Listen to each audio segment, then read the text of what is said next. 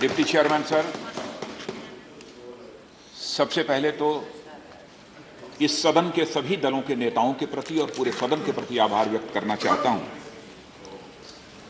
आतंकवाद जैसे गंभीर विषय पर जो एकजुटता इस सदन ने दिखाई है, यह केवल इस सदन की एकजुटता नहीं है, बल्कि यह डिप्टी चेयरमैन साहब, यह हमारे देश की एकजुटता है। और मैं पूरी तरह से आश्वस्त हूं कि आतंकवाद जो हमारे देश पे भी अपनी जड़ें जमाने की कोशिश कर रहा है, उस आतंकवाद की जड़ों को उखाड़ने में हम लोग पूरी तरह से कामयाब होंगे, यह मेरा भरोसा और विश्वास है।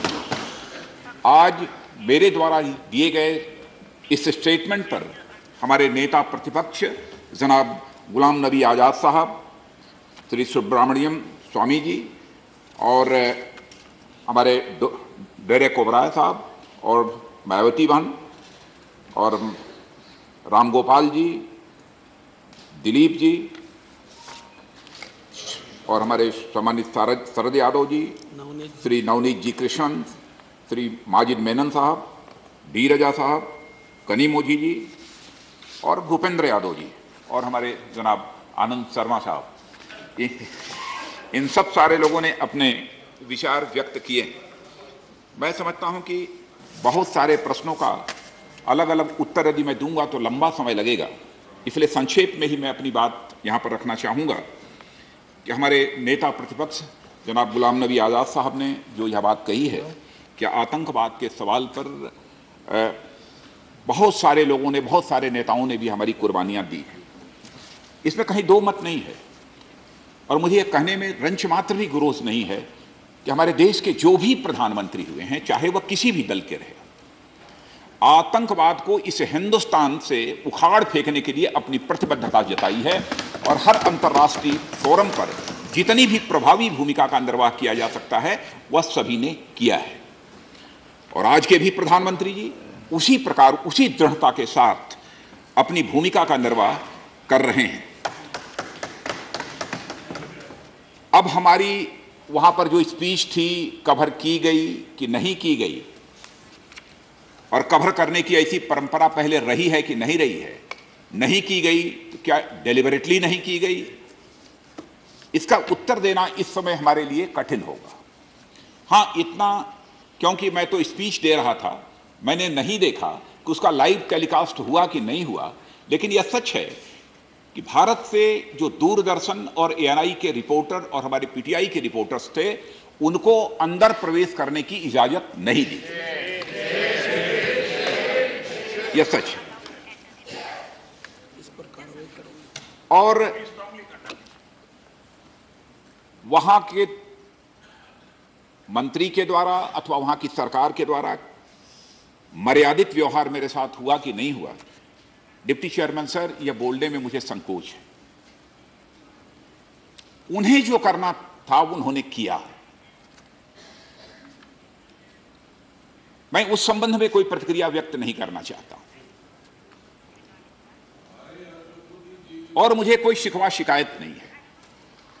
लेकिन हमारे भारत का सवाल यहां तक है कि मेहमान नवाजी में भारत की एक सारी दुनिया में साख है, हम अपनी उस साख को हमको बनाकर रखना चाहिए और इसके प्रति हमको अपनी प्रतिबद्धता ये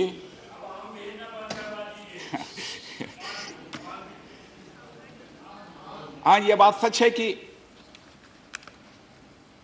मीटिंग समाप्त होने के बाद दोपहर की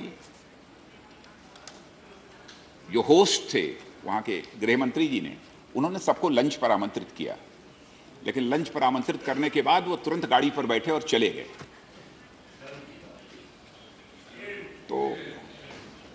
तो मुझे भी मर्यादाओं को ध्यान में रखते हुए, देश की मर्यादा का ध्यान रखते हुए जो कुछ भी करना था वो मैंने भी किया।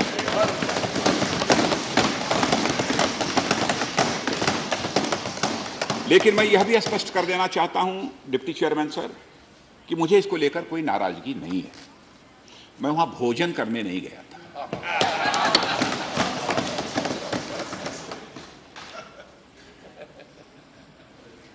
प्रदर्शन का जो भी वहां पर प्रदर्शन चल रहा था भारत के खिलाफ और हमारी विजिट के खिलाफ पाकिस्तान की, वो प्रदर्शन चल रहा था। पहले यह तय किया था कि मैं बाई रोड रावलपिंडी एयरबेस से होटल जाऊंगा, सेरेना होटल, लेकिन शायद वहाँ के सिक्योरिटी ऑफिशियल्स में अंत में यह फैसला किया कि नहीं, मुझे बाई हेलीकॉप्टर ले जाना चाहिए। तो होटल के पास में एक हेलीपैड था, वहाँ पर बाई हेलीकॉप्टर वो ले गए। लेकिन हेलीकॉप्टर से उतरकर जब मैं होटल जाने लगा तो कई स्थानों पर लोग 100, 50, 25, 10, 5 की संख्या में लोग खड़े थे और उनका अपना विरोध दर्ज करा रहे थे। लेकिन आप तो जानते हैं श्रीमान कि यदि विरोध की यदि चिंता रही होती तो शायद मैं पाकिस्तान जाता न। लेकिन उन्होंने किया। लेकिन अपनी तरफ से ऐसा कोई अवसर भी नहीं आया कि मैं यह विरोध दर्ज कराऊं अथवा यह मैं अपनी बात वहां पर रखूं कि मुझे आना था तो क्यों पाकिस्तान में विरोध हुआ। यह सब कुछ मैंने नहीं किया, कोई विरोध दर्ज वहां पर मैंने नहीं कराया। वहां जो होना था वो हुआ है। और एक बात कि हमारी जो स्पीच ब्लैकआउट कर दी गई, अब वहां पर क्या इसके पहले परंपरा रही है उसके बारे में मुझे विदेश मंत्रालय से विस्तृत जानकारी लेनी पड़ेगी। क्या परंपरा रही है, उस परंपरा की जानकारी मुझे नहीं है, इसलिए उस संबंध में तो कुछ मैं नहीं कह पाऊंगा। और जहां तक बीएसएफ की बात है, राम गोपाल जी ने पूछी कि बॉर्डर सिक्योरिटी फोर्स को बार बार अनुमति लेने की जरूरत न पड़े। डिप्टी चेयरमैन साहब, सदन को मैं आश्वस्त करना चाहता हूं कि इसी प्रकार के निर्देश हैं, संयम से काम लें, संयम से काम लें। गोली भी अपनी तरफ से चलाने की जरूरत नहीं है, पहल भी नहीं होनी चाहिए। लेकिन यदि चल जाती है तो उसके बाद क्या करना चाहिए, इसके लिए अनुमति भी लेने की कोई आवश्यकता नहीं है। यह एक बिल्कुल स्टैंडिंग ऑर्डर है, यह पहले से ही यह ऑर्डर है। वैसे हमारे जितने भी प्रधानमंत्री हुए हैं, आदरणीय अटल बिहारी वाजपेयी जी की वह बात तो बहुत ही प्रचलित है, सारे हिंदुस्तान में क्या दुनिया के दूसरे देशों में भी प्रचलित है कि दोस्त बदल जाते हैं लेकिन पड़ोसी नहीं बदलता है। और हमारे प्रधानमंत्री इस समय मोदी जी, उन्होंने भी जिस तरीके से दरिया दिली दिखाई है, उसके पहले जो प्रधानमंत्री जी हमारे डॉक्टर मनमोहन सिंह जी, उन्होंने भी जाकर माने एक प्रकार से अपनी सहानुभूति भी व्यक्त कर दी कि Pakistan is also victim of terror. माने जितना सब कर सकते थे अधिकतम पड़ोसी के साथ रिश्ते बेहतर बनाने के लिए हमारे सभी प्रधानमंत्रियों ने किया है। लेकिन विडंबना यह है अध्यक्ष महोदय कि हर के बावजूद यह पड़ोसी है कि मानता ही नहीं।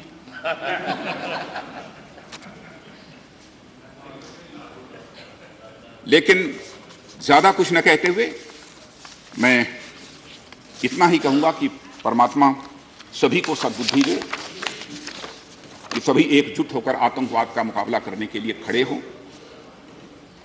और इतना ही कहते हुए और मैं पुनः सभी सम्मानित सदस्यों के प्रति आभार व्यक्त करते हुए अपनी बात समाप्त करता जी।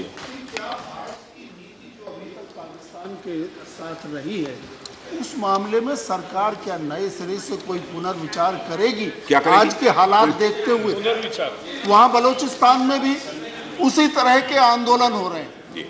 पाक ऑक्यूपाइड कश्मीर के गिलगित क्षेत्र में भी लोग इसी तरह दमन के शिकार हो रहे हैं। इन तमाम चीजों को मद्देनजर रखते हुए क्या भारत सरकार एक समग्र चिंतन इस बात पर पुनर्विचार करेगा क्या, ये जानना चाह रहे थे कई सदस्य। डिप्टी चेयरमैन सर के अपनी भारत सरकार को अपनी नीतियों पर पुनर्विचार करना है कि नहीं करना है, इस प्रश्न का जहां तक सवाल है, मैं समझता हूं कि इसमें सभी को जो भी करेंगे सबको विश्वास में लेकर करने की कोशिश करेंगे। पूछो।